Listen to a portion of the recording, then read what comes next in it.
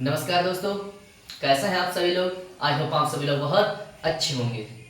तो जैसे कि दोस्तों आप लोग जानते ही हो, विषय गणित आर क्लास 8 और अभ्यास 13B। तो 13B के दोस्तों कुछ क्वेश्चन मैंने आपको पिछली वीडियो में करा दिए थे। 13B में कितने सवाल हैं? 4 सवाल है ना। 4 ही सवाल है पूरे अभ्यास में। देखिए 4 ही सवाल है, ठीक है। जो 4 सवाल है तो दोस्तों 2 क्वेश्चन थे जो मैंने आपको पिछली वीडियो में हल करा दिए हैं, ठीक है। और जो बचे हुए 2 क्वेश्चन है मैं आपको इस वीडियो में बताऊंगा। तो दोस्तों इन क्वेश्चनों के लिए जरा ध्यान से समझिएगा, क्योंकि जो 2 क्वेश्चन मैंने आपके लिए कराए है ना, उसमें तो चित्र बने हुए थे, लेकिन इनमें हमें एक भी चित्र बना हुआ दिया हुआ नहीं है, ठीक है। तो इसमें हम पढ़ेंगे और पढ़ने के अनुसार ही चित्र को बनाएंगे। जो सवाल कहेगा हम वही करते जाएंगे, चित्र बन जाएगा, ठीक है। फिर हम उसी चित्र के अनुसार जो सवाल कहता है उसको हल करेंगे, ठीक है दोस्तों। समझ में आ गया हम इस वीडियो में क्या करेंगे? तो ध्यान से समझिएगा दोस्तों। क्वेश्चन नंबर इस वीडियो के लिए अब देखिए, प्रथम क्वेश्चन देखिए, पहला क्वेश्चन है बिंदु। पहले पढ़िएगा ध्यान से, क्वेश्चन कहता क्या दोस्तों। अगर आपने क्वेश्चन के लिए समझ लिया तो समझो क्वेश्चन हल हो गया, ठीक है। तो ध्यान से समझिए। देखिए बिंदु ओ वृत्त का केंद्र है। बिंदु ओ वृत्त का केंद्र है। वृत्त के अंतर्गत एक वर्ग एबीसीडी बनाया गया है। वर्ग की भुजा वृत्त के केंद्र पर कितने अंश का कोण अंतरित करती है? क्या करता है? कितने अंश का कोण अंतरित करती है? तो हमसे कोण पूछता है ना, तो सबसे पहले हम क्या करेंगे? देखिए हमसे कहता है कि एक वृत्त का केंद्र, तो सबसे पहले वृत्त बना लेते हैं। यहाँ पे देखिए ध्यान से समझिएगा दोस्तों, पहले यहाँ पर हम वृत्त बना लेते हैं। सही नहीं होना, देखिए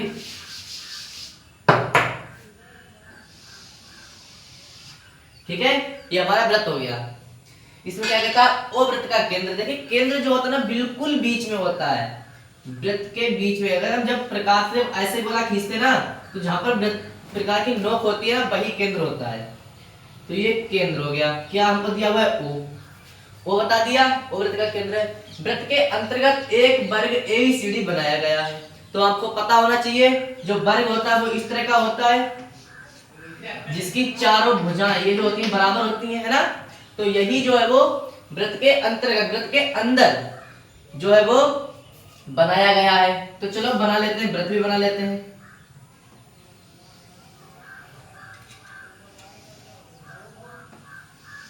ठीक है, ये वृत्त है, ठीक है ना। तो अब देखिए कहता क्या है?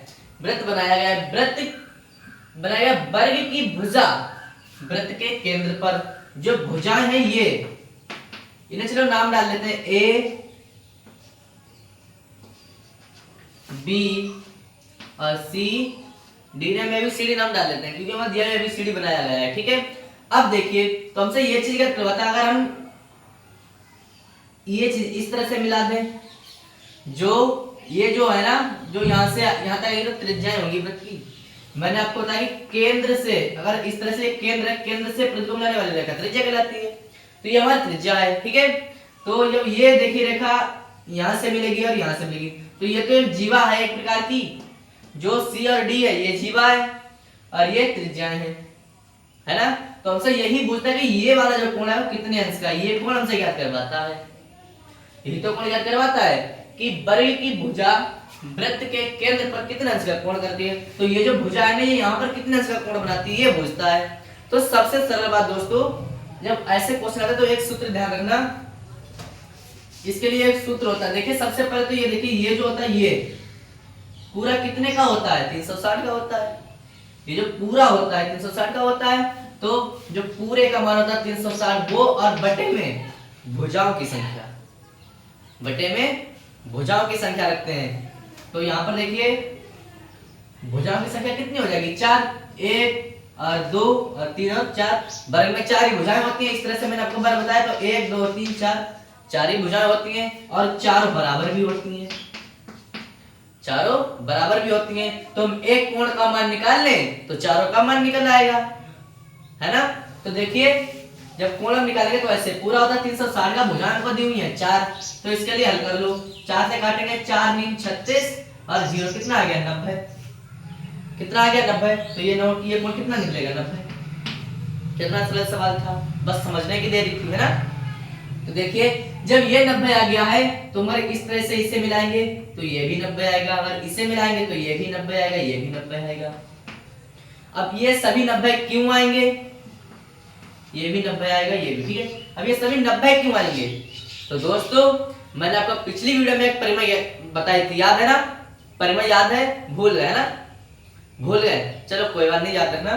देखिए अब मैं फिर से बता रहा हूं, ध्यान से समझिएगा कि किसी व्रत में समान जीवाएं व्रत के केंद्र पर समान कोणांतरित करती हैं। सीधी सी बात, ये जो जीवाएं है ना, ये जीवाएं तो है, भुजाएं, व्रत के जो वर्ग है ना इसके हिसाब से तो हमारे लिए भुजाएं है।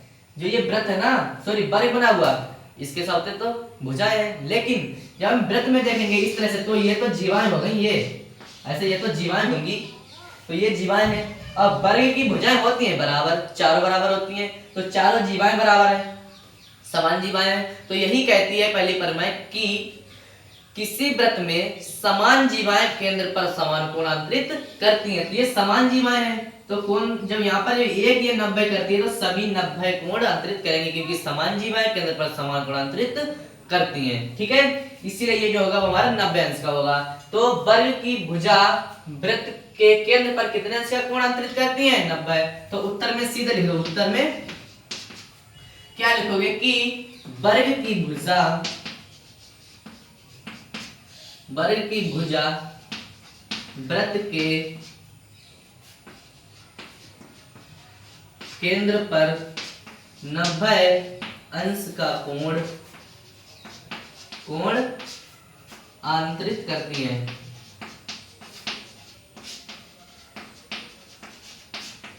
आंतरित करती हैं, ठीक है। कितने का आंतरित करेंगी, 90 अंश का। कोई डाउट क्लियर है ना। तो यही समझ लेना, बस परिमेय याद रखो, सब चीज सरल है, ठीक है, इसमें कुछ नहीं है।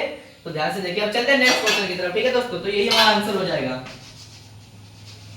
यही हमारा आंसर हो जाएगा, ठीक है, कि वर्ग की भुजा वृत्त के केंद्र पर 90 अंश का कोण आंतरित करती है।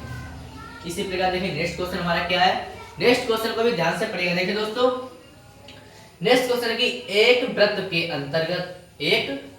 अंतर्गत एक समबाहुभुज बनाया गया है, यदि समबाहुभुज की प्रत्येक भुजा व्रत के केंद्र पर 60 अंश का कोण आंतरित करती हैं, तो फिर क्या कहता है, तो समबाहुभुज में भुजाओं की संख्या कितनी है। अब क्या पूछता है, भुजाओं की संख्या। तो कहने का मतलब है इसे हटाइएगा, क्वेश्चन नंबर 2 से, ठीक है। तो देखिए दोस्तों ध्यान से समझिएगा, इस क्वेश्चन के लिए भी कठिन नहीं है, ज्यादा समझने की देर है, ठीक है। तो देखिए दोस्तों जब इसके लिए लगाएंगे तो कैसे लगाएंगे, कहता है सबसे पहले तो व्रत बना लें, एक व्रत का व्रत सबसे पहले व्रत बना लें, मिटा दिया व्रत है ना, कोई बात नहीं, चलो फिर से बना लो। जरूरी नहीं बिल्कुल गोल है ना, प्रकार थोड़ी है मेरे पास जो बिल्कुल गोल होगा, इसलिए बिल्कुल गोल ये नहीं हो सकता है, कोई बात नहीं, बस समझ लेना ये व्रत है, ठीक है। ये नहीं कि व्रत नहीं तो ये अंडा है, क्योंकि वो बिल्कुल गोल नहीं होता है ना, कोई बात नहीं, ये व्रत है, ध्यान रखना, ठीक है। तो ये जो है केंद्र हो गया, व्रत का केंद्र हो गया। अब देखिए, और केंद्र को सबसे पहले तो हम ओ से नोट करते हैं, लिख लो।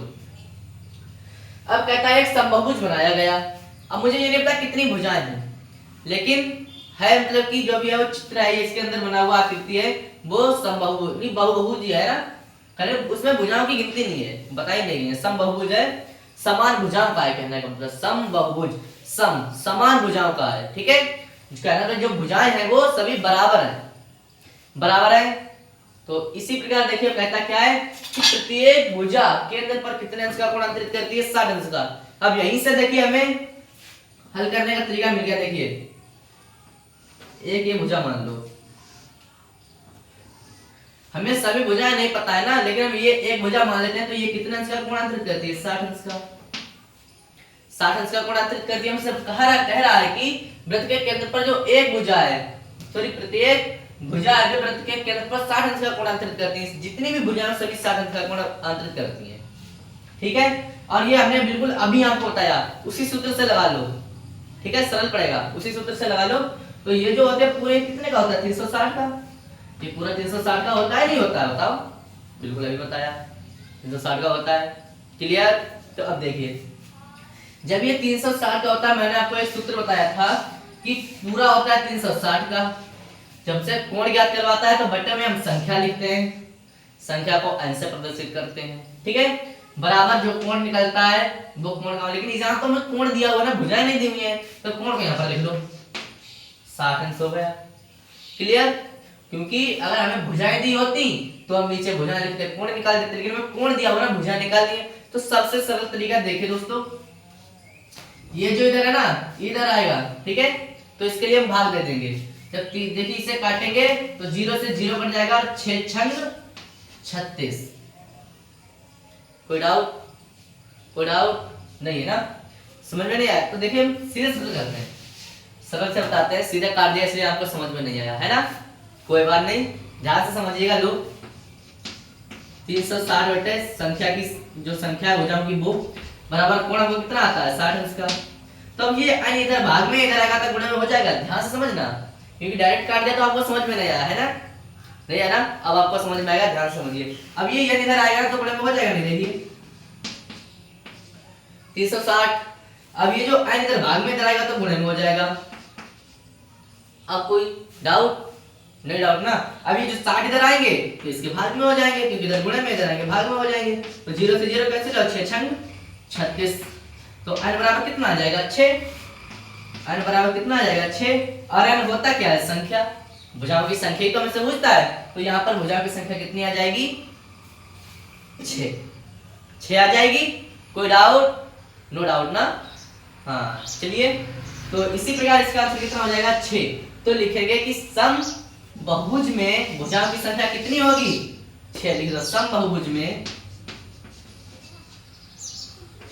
सम बहुभुज में भुजाओं की संख्या 6 होगी, ठीक है। कोई डाउट तो नहीं है इस वीडियो में? अगर कोई भी डाउट है तो बताइएगा, उसका समाधान करेंगे, है नहीं। अगर कोई डाउट है तो उसे क्लियर किया जाएगा। कोई भी डाउट है दोस्तों तो आप मुझे कमेंट में लिखकर जरूर बताइएगा, ठीक है दोस्तों। और इसमें आपको कोई भी डाउट हो, ठीक है, हमसे पूछेगा कि मैं आपको यहाँ बताने के लिए आता हूँ, है ना। तो अगर कोई डाउट हो तो बताइएगा, ठीक है। अगर मेरी वीडियो आपको अच्छी लगी हो तो वीडियो को लाइक भी कीजिएगा और मेरी वीडियो के लिए सब्सक्राइब भी कीजिएगा, ठीक है दोस्तों। अगर आपको कोई डाउट है तो बताइएगा ना, कितनी बार बताऊं। देखिए अगर आप मुझसे अगर डाउट नहीं पूछोगे तो वो आपके दिमाग में वही गलती रहेगा, है ना। जब तक आप पूछोगे तब तक आपको सही पता नहीं लगेगा। आप पूछोगे तो मैं आपको बताऊंगा, सरल से सरल तरीके से बताऊंगा, जितना सरल हो सकेगा, ठीक है। क्योंकि गलत से जब तक आप समझोगे तब तक समझ में नहीं आएगा, जब तक आप बूझोगे तब मुझको भी तो नहीं पता लगेगा कि आपको क्या समझ में आया है या क्या नहीं आया है ना। और आपको कोई भी चीज अगर इसमें समझ में नहीं आई हो तो कमेंट करके जरूर बताइएगा, ठीक है। और वीडियो को लाइक करना बिल्कुल मत भूलिएगा, वीडियो को लाइक कीजिएगा और चैनल को सब्सक्राइब कीजिएगा और अपने दोस्तों के साथ शेयर कीजिएगा। और इसमें कोई डाउट हो तो बिल्कुल, ठीक है, डरने वाली कोई बात नहीं, कमेंट में कीजिएगा, मैं आपको बताऊंगा, ठीक है दोस्तों। तो मिलते हैं दोस्तों अगली वीडियो में, ठीक है दोस्तों, तो धन्यवाद।